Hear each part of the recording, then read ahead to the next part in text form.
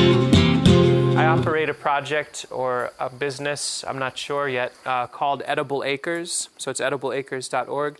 I'm in Trumansburg, New York. This is kind of a near and dear subject to me, the idea of not flipping on its head, but just talking in frank ways, honest ways about my relationship to money, my relationship to value in my life. By no means is this a prescription for people, or I'm trying to suggest things to anybody, but just kind of sharing in an open and frank way how I operate as food for thought for you.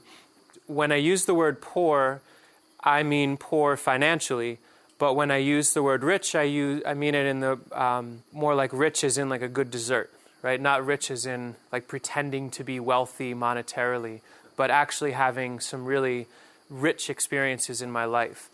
I earn less than $15,000 a year. I'm technically poor by our economy standards, and I'm fine with it. For the most part, I can do what I want every day. I wake up and I choose what to do. Almost every day, my choice is to work really hard. It's not as though I have this complete life of luxury. I do a ton of labor, and I'll get into that later. But I get to choose what I want every day, if I'm going to go work or not. I have no debt, so I don't owe anybody anything. I have most, if not all, of my food taken care of. If I ran the numbers or if I was in a pinch, everything I needed food-wise is where I live. But I don't stress myself out. I'm not dogmatic about having to do that, but it's there. Most of the medicine, if not all the medicine that I use, barring emergency, stitches, that kind of stuff, most of the stuff I take when I have issues are on my own property and I put them by myself. I have a social life that I feel pretty good about. I go out, I do things with people when I want to. That being said, again, I often don't and work instead, but I do when I want to.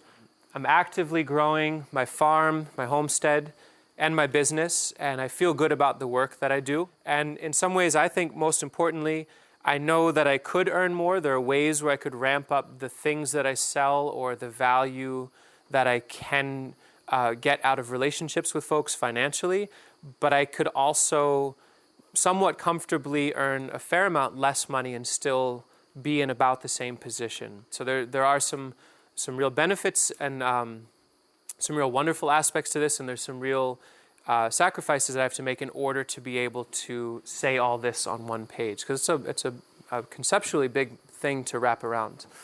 How do I make it work? First and foremost is the concept of glean.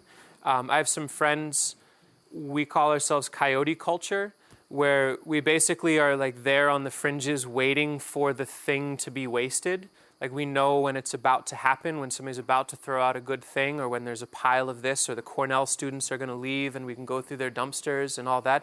And there's so much waste, and I could be sitting yelling about it and being really upset about it, or I could be there on the fringes ready to pounce on it when there's something valuable. So I'm always keeping my eye out for something that's just there. Now, gleaning can be dumpster diving, things on the side of the road, etc. But I've also developed some pretty complex relationships with orchard owners and researchers at Cornell, etc., where I have access to glean pawpaw orchards and chestnut orchards, or climb through hedgerows to get American persimmons. So there are vegetative and nursery-related elements where that gleaning mentality feeds my business directly. Also critical to me and deeply nourishing to me is the concept of barter. And not just, here's the thing for the thing, but starting to really explore the boundaries of what barter looks like. So bartering this item that I produce or this skill that I have for another thing that has some equivalent roughly value, and then transforming that into yet another trade and letting it kind of hopscotch and accrue value as it goes. There's some really interesting kind of magical elements that start to happen with that, as opposed to an exchange where someone gives me money for the thing. When a dollar bill is given for an item, it facilitates just the exchange without any need to know anything further. You don't have to know the person's name. You don't have to know what they're passionate about. Whereas with barter, you always at least get a sense, you at least know their name. If you're going to exchange something, there has to be a little bit more trust than here's a piece of currency. It's a seed for relationship. in friendship and what have you. After a year or so, I try to equal the score if I can, if I owe somebody something or if they owe me. But it works out really well, and it skips entirely standard economy, which has a lot of power to just move fully around that. I had an exchange that's still actively a major part of my life, where I bartered with this older Austrian guy who owns a chunk of property in the town that I live. I used to do website design back in the day. I used to teach computer graphics, and I had that skill. And he operates a hand woodworking company that makes children's toys out of wood. And he owns this big woodlot where I live. He wanted a new website. I helped him with that. And in exchange, he gave me access to managing 20 acres of his 70 acres of woodlot. And then I barter the firewood and polewood from there to a friend who then helps me with my truck. Right, so and then my truck is part of all these other barters, etc. So it really can bounce around and get very deep. And then I'll get into this in more ways as well, as invest in real things. That's a major part to me. If I'm going to spend money on something, it needs to be able to pay for itself somehow, either in making my labor load less so that I have more time to do what I want to do, or being able to generate money for me when I need it, in that it's a tool that I can use on my homestead. So I gladly would pay $200 or $300 for a good scythe if it means that I can then, and I did this where I paid that money, got the scythe, and then immediately found work mowing people's ditches until I had the money back for what it cost, and then now I have a free scythe. It's important to me to not be dogmatic about it. It's not as though, if I can't use it, I would never buy it. So sometimes I splurge and I try to enjoy myself too, but I always kind of have that bubble of thought in my head when I'm about ready to hand actual money over for something. And then I like to use the idea of the 5 R's. There's the 3 R's, reduce, reuse, recycle. But I think a really critical one to add in there is, first and foremost, refuse. So first and foremost, do you actually need the thing? And then there's the idea of repairs. So just recently there was a farm that went under, and so I was there with my pickup truck to help clean, and filled my pickup truck with all these old tools that were in disrepair, and brought it all home, and I'm actively washing, cleaning, bleaching, doing all this stuff, and then putting it away for future projects. So I actually have most of the infrastructure I need to have chickens at some point, if that's what I want, by cleaning up, helping this farm operation that didn't work out. And they were ready to send it all to the recycling and to the dump. And then there's recycle, which is kind of sometimes in a real way kind of BS. Like, you send plastic and glass down the line, and who knows what happens, what are the energetics to get it pushed back through to contain another thing that we may or may not need. So that's really the last thing. Here's a reishi mushroom I found last summer. And so this is just by having the free time to go out and walk in the woods and explore, I found this thing. First of all, it's innately a powerful medicine. So right off the bat, I have a medicine that I can use. And so that has really great value to me. And so I cherish that. But then I also can tincture this, dry this, barter with it, or sell it. And that's just by going out into the woods and keeping my eyes open for this sort of stuff, and creating a lifestyle where I have the latitude to go and do that. So that actually has a lot more value to me than going to work a job to come back to buy medicine off the shelf. So, I operate a nursery, but I farm way too much food for me. I don't sell market crops, but I grow things that I consider to be intersection crops, where they are medicine, they're food, and they have more value than that. So garlic to me is like the perfect quintessential example of that. Each year I grow more and more garlic. I mean, I could sell it for $1 a head, so that might be $600, $800. But to be able to stave off like any flu or cold at any point in time by having it is hugely valuable. Areas where I know I want to eventually plant berries or do tree crops or expand my nursery, for a season I'll plant garlic, or I'll plant some other super sturdy crop that I can trust will come out of the season in good stead. Do that for a year, and then once I lift it, I then move the space into the next step. So it's a groundbreaking crop for me as well. It has value for me agriculturally beyond and aside from all the other values. I also operate 700 shiitake mushroom logs, which over their lifetime will do about 2,400-ish pounds of shiitake which retail for $12 a pound, but I haven't sold them because they're too valuable to eat them all the time. But it's there latently, like putting in the effort to have that latent potential for income, but not doing it for the income. Tools that pay for themselves. The truck to me was a no-brainer. It was a good deal. I just brought a wad of cash from plant sales and just bought the thing because I knew I could use it. And this is when I first got my scythe, and before I even mowed on my own property, I mowed my neighbor's ditches and earned that thing back, so now it's free. And most of the tools that I have, my chainsaw, I made sure to go out and do chainsaw tree felling service at $50 an hour, and so I was able to pay for the saw twice over within the first few jobs. I love experimenting with building. I am not a carpenter. I'm not a professional builder by any stretch. If you ever come visit, you'll know that there's no need for me to say that. I build with what I have, and I build how I want, and I deal with it when they break. So far, the 9 experimental outbuildings I've built are holding out well enough over 6 years. You know, here's like my financial institution, right? Like this is my bank. And so I built this $70 shed out of black locust slab wood and some old sheet metal roofing. And it allows me to make deposits in the form of agricultural elements that are going to be useful to me. So as a nursery, anytime I see pots from an old nursery or people are getting rid of them or Craigslist or what have you, I take them, I stack them, organize them. So it's not just this huge, or at least I try not to let it be this huge pile of stuff I might use. It's organized.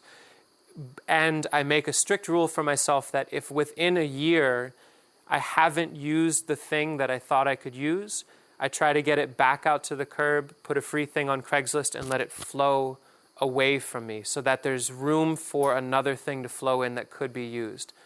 So here's a picture in the woodlot that I manage, that I bartered some website work a couple of years ago that continues to have huge value to me. So then I sell or barter posts for agricultural work, for fence posts or kiwi trellises or what have you. But then all the buildings that I make, 80% of the material that goes into building them is generated from this material that I harvest. With the chainsaw that paid for itself, with the truck that's paid for itself, it's pennies for the actual things. It's just my labor, my incredibly large amount of labor, but I love doing this stuff. A natural evolution with the work that I do, the passions that I have with plant propagation and just experimenting with plants, is that I became a nursery. It kind of just happened to me. It's not as though I planned to become a nursery a bunch of years ago. I sell pretty much exclusively plants that I really believe in, that are useful, hardy, perennial, well-adapted, valuable plants that will accrue value if they're tended to by whoever puts them wherever they're stewarding. So this is a way to take the things that I'm passionate about, the things that I have a lot of affinity and love for, and get them out, like share my passion with other people, talk about these plants and get people excited about them, and know that they'll do good things for them, and get the money that I need that I can't barter for those other finite resources that I have to, questionably have to have. Propane bills, electric bills, all that stuff is definitely very questionable. As of this time of year, we're late August, so there's going to be another huge flush before winter. I've got 10 glass gallon jars packed to the gills with sun-dried shiitake mushrooms for this winter. Maybe that's $1,000 or $2,000 worth of stuff. I don't know. So, and then 600 heads of garlic. I know I'm going to do good this winter. And so every time I lay these out, it's like I'm making deposits into the bank of future health and future security, like actual security, not financial security, which doesn't actually mean anything really. By having this lifestyle or creating this lifestyle for myself as I develop these systems, I'm finding out things that feel like novel information, at least to me. And more there are people that are coming to where I farm to hear about what I'm doing. There's this interesting thing that's starting to happen where more and more people want to come and see these systems of really low cost, low infrastructure, where there's actually a high amount of food coming out of it and potential for income.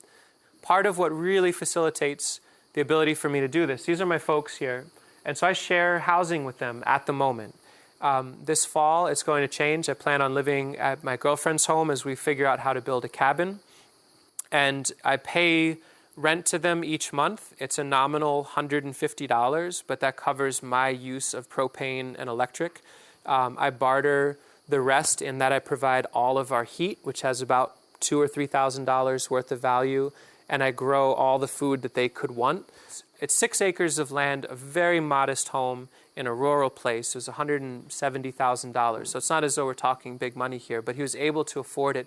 I co-occupy the space and I do the stuff that they can't do. I help, like I clean the chimney, I split the wood. Actually, my dad still does split a lot of wood. So I lived independently for about 12 or 15 years in my adult life, and in my mid-30s made the choice, thought through what was most important to me, and doing this work, understanding these things and building these systems was more important to me than pursuing, I guess, the American dream or whatever it is, the idea of having complete independence, having my own stuff, do whatever I want, whenever I want. But there's a lot of sacrifices that come with that around like being able to develop romantic relationships or just having free space to just throw parties if I want and all those things. But it really works out in my mind when I think honestly and objectively about what really matters to me. I'm willing to do that in order to have this lifestyle. I think it's very easy to talk about the other stuff and kind of keep this under the rug. And so to me, it's important that I'm honest and frank about it so that whether or not this is something that is applicable or useful to other people, if that's what you're doing, you should be proud of it. Or if you found some sort of living situation that allows you to do something you're passionate about and you don't feel stagnant for having that, then good on you. You should do it and you should be proud of it. But I feel when I lay down at the end of the day that I've done a thing that feels really good to me. Like I've worked hard and I feel good about what I've done, and I'm taking real steps in my mind towards what I can perceive as security and like foundational elements in a healthy life. And if it means the sort of kind of complex thing that doesn't work super well and there are challenges with it, so be it, because there are challenges with whatever living situation you have on your own, with friends, with strangers, or with family. And so this is just part of the equation that I think is important to open up and keep clear.